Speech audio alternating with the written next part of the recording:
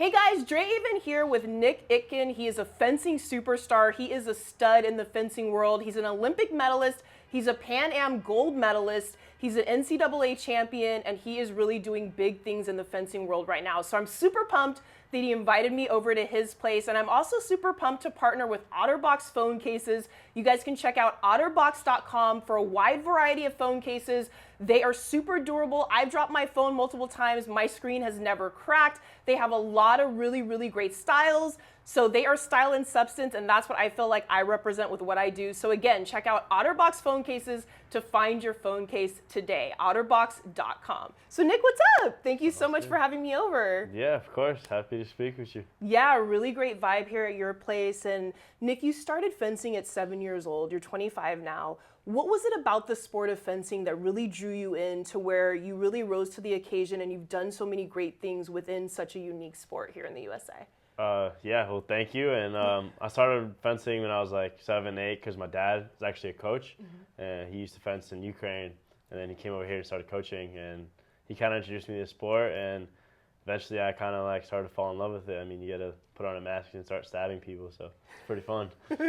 Right. And you mentioned your dad. He's your coach. You're really known for your great technical ability. You're a foil fencer. That's targeting the chest and the back. What has your dad done to really enhance your career as far as technicality and really helping raise your game in that aspect? Definitely when I was a kid, I feel like my dad really, focused on me having like perfect form. And like to this day, I think I still have that kind of basis down from when I was a kid, when my dad taught me.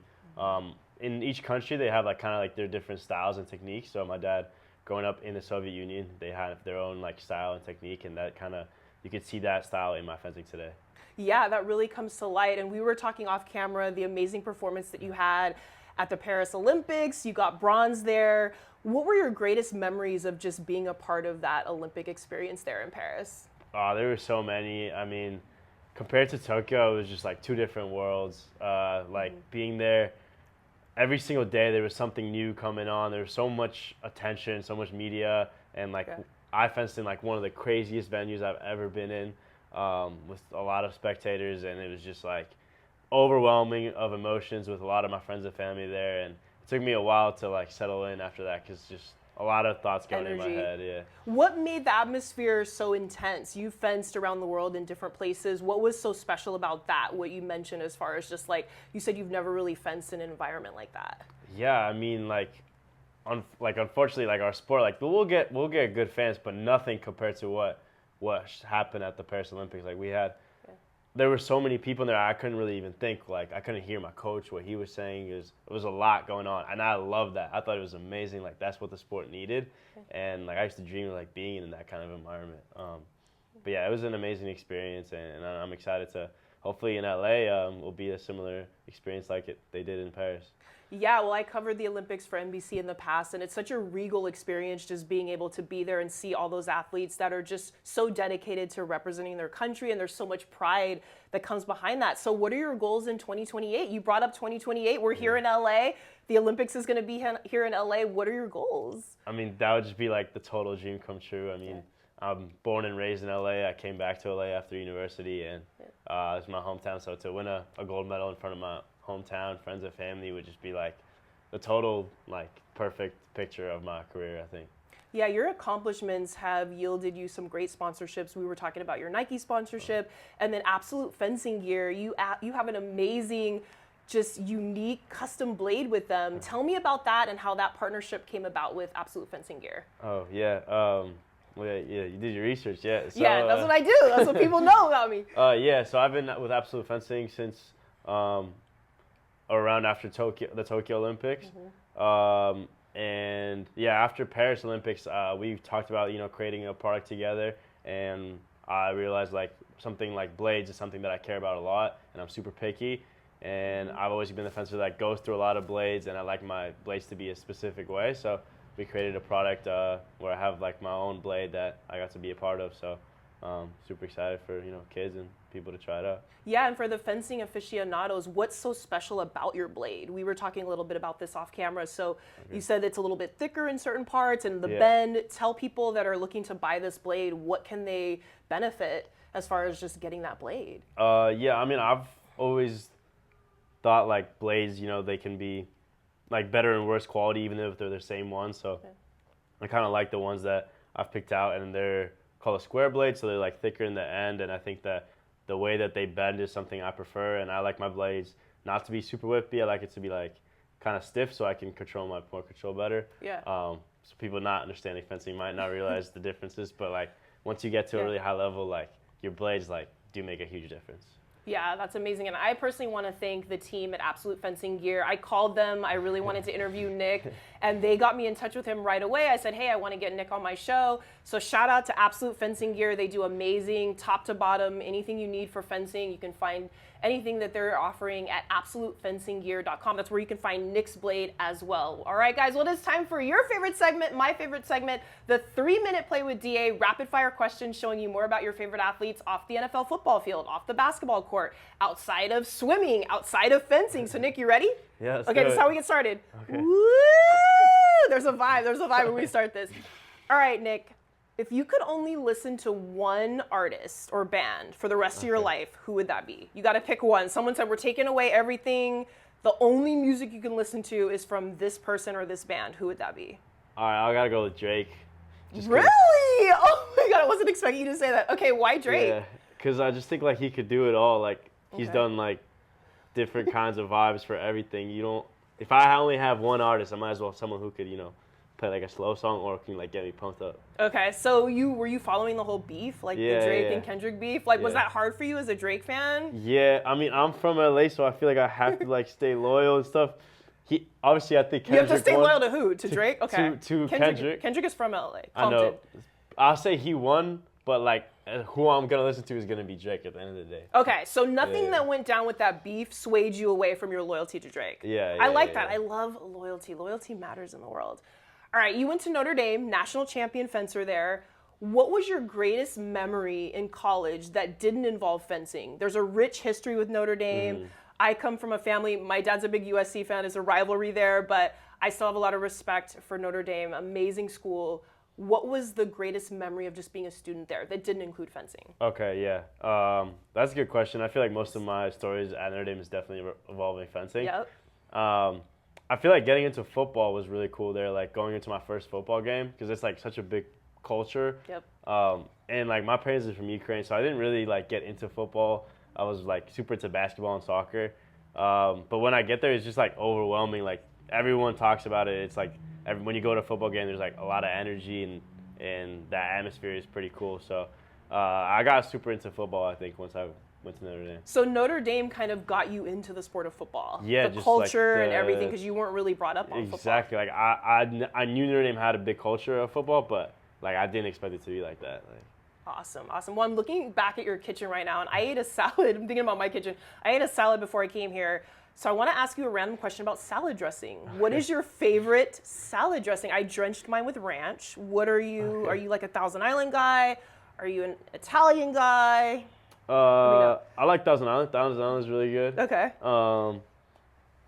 I'll like just put like olive oil and like salt or like lemon on it, like most Okay, of the more time. natural. Yeah, just like straight natural. straight So stuff, Nick's salad is olive oil, Yeah, salt, and a little bit of lemon. Yeah, That's like something your easy. Okay, something easy, easy and nice. What's the app you use the most right now? The app you use the most on your phone? Probably like I feel like most people might like in our generation probably like Instagram and TikTok, just scrolling. Yeah. It's something I'm working on to limit that a little bit. But It is. You know what? It's so the first thing that I do when I wake up is like check Instagram and TikTok. Yeah. Yeah. I need to stop doing that, but I check and then I'm usually doing it for like 30 minutes and then actually get up and like do stuff. But that's where I get my news and everything on those. it's Yeah, crazy. that's where I get my news and everything on those platforms. What is the last? I see a book here on your table. What is the last book you read? Was it Basquiat? This book? No, I think that's just like an art. That's just like an ornament. Okay, Yeah. okay. That you're really putting me on the spot because I think I haven't read it in a I know I minute. haven't either. I've been trying to get into like self-help books. Okay. That's something I've been working on.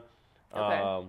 There's like the titles are really messing with me, but there was this like chess player who became like a Tai Chi master. Ooh. I don't know, it was pretty cool actually, but I don't remember the name of it, but Okay, I might have I'll to look Google into it. that. Yeah, I'm trying to read more because I spend a lot of time on the internet, so I'm trying to get more involved in read. So maybe this is like our motivation today, our interview. Yeah. All right, favorite place you've traveled to? Fencing has taken you around the world. Yeah, for sure. What is the number one destination? It doesn't have to be fencing related, just like a place that you like to visit, kind of hang out, eat. Yeah. On the international vibe.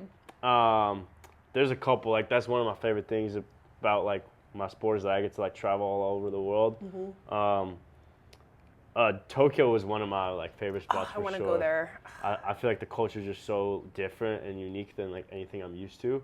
So like just experience that was like really special, and they got like even like their art, their like the way that they communicate with people is just so different, and it was really cool to just experience something that's like totally outside of your comfort zone. Yeah. What was your favorite thing to eat in Tokyo? I love Japanese food. Yeah, same. Yeah. I think like it's crazy. Like you could go into like literally a 7-Eleven and it'll be like really good like sushi, I feel like. Yeah, So, you know what? Okay, so on TikTok, there are these people that are either like visiting Tokyo or they live there, and they do like their TikToks from the 7-Elevens or and it's so nice. Yeah. Like I don't think of convenience stores here as like, oh, I'm really dying to go to 7-Eleven, but over there it looks like it's premium food. Yeah, like all the like snacks crazy. are like you're eating like a good meal. Like it's crazy, yeah. Yeah, it's pretty crazy. Who is your favorite athlete in another sport? So leaving fencing behind, we're looking at, I know you got into football when you were at Notre Dame, so who's your favorite athlete in a different sport? Definitely Kobe. Like ever since I was a little kid, I was a diehard fan. So someone I like always looked up to since I was like a little kid, like watching his game every day. Yeah, Kobe had a lot of good qualities, that Mamba mentality. What was your favorite aspect about Kobe, like that he brought to the table as a basketball player? I mean, yeah, definitely his like mentality and just like the way that he never made like any excuses. You know, like you'll see videos of him like, you know, breaking his finger and popping it back in, and like like you'll hear all these crazy stories of how he, you know, takes his teammates out but shows up to training at like 2 or 3 a.m. the next day and works them out, like kills them. Like there's so many crazy stories about him. He just like makes every story I hear just makes him more of a legend, you know. Yeah. If we talked about Drake being your favorite rapper, if you could meet a historical figure, like somebody from history, any historical person in history, who would that be? Okay, that would be difficult. It's tough, right? It's tough. I picked MLK and Gandhi as my two. Okay. Because they're like very uniting. I feel like I'm a uniting person. I like to bring people together, so yeah, I like those two. Yeah, that would be. Like, those are great ones. You want to steal mine? I feel like someone like Gandhi would be pretty cool, just to like talk about like what life is like and his like view on spirituality and life. Amazing. Last one, Nick. What is your best piece of advice for someone looking to accomplish great things in life as an athlete? Someone might be watching this, they might want to be a fencer like you or a basketball player like Kobe. You've risen to a really high level. What would you tell them? What are the keys to success, to being a world-renowned athlete in their sport? There's a lot. I mean, definitely you have to like really fall in love with your sport, I think, because you're gonna really be involved with it all the time. And if it's something that, like, you know, you might not really be into, you have to like find ways or like find things that you really do enjoy and focus on that. And I think that's gonna like push you to realize like how special like that sport is for you. So like, kind of motivates you to keep going higher and higher. Higher and higher. I love it. We all strive to keep going higher and higher. And Nick, thank you so much for hanging out again. I know you had a lot of stuff on your schedule today. We talked yesterday and you were like, hey, I'm going to fit you in. So I'm so grateful that you fit me and my camera guy, Chris, in. We just love being here and appreciate you. And we shouted out the Absolute Fencing Gear, the custom blade. We know that you have a partnership with Nike. Anything else you want to shout out? Anything else you're promoting or that you've got going on that you want the people to know about? Not yet. Got a couple exciting stuff coming up, but just for now, just like keep tuning into fencing and make sure in LA 2028 you guys are watching and tune into maybe watch me fence. Absolutely, Nick. We can't wait. 2028 is going to be a big year. Hopefully, the Olympics are going to be here in LA, and we are super pumped about that. And again, I want to circle back and thank Absolute Fencing Gear, amazing company. They got me in touch with Nick. I wanted to have Nick on my show, and I was determined to get him here today, and we made it happen. And Absolute Fencing Gear, the wonderful team there, they were big in making that happen.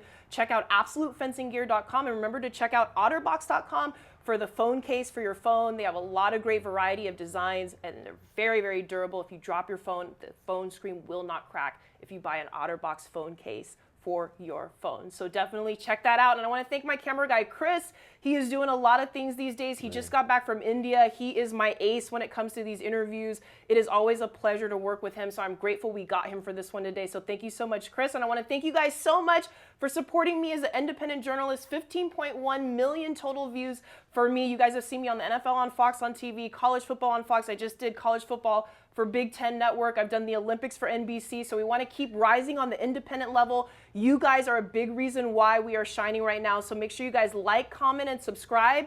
Keep supporting me as the marathon always continues, as the great Nipsey Hussle, who's one of my favorite rappers of all time, he used to always say that. So let's continue to rise, and thank you guys so much. Let's keep going.